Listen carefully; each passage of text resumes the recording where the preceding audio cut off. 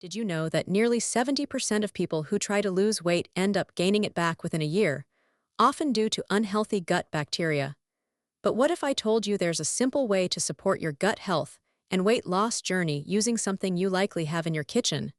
It's called the gelatin trick, and it's been a game changer for so many people. Essentially, the gelatin trick involves mixing gelatin with warm water and drinking it before bed, allowing the gelatin to work its magic overnight. My friend started doing the gelatin trick a few weeks ago, and she's already noticed a significant difference in her digestion and energy levels. She simply takes a tablespoon of gelatin, mixes it with some warm water, and adds a squeeze of fresh lemon juice. It's that easy.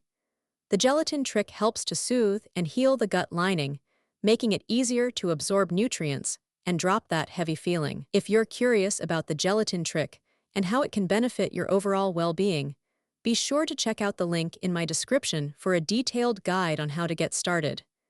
And if you have any questions, feel free to ask in the comments below, where I've pinned a special note just for you.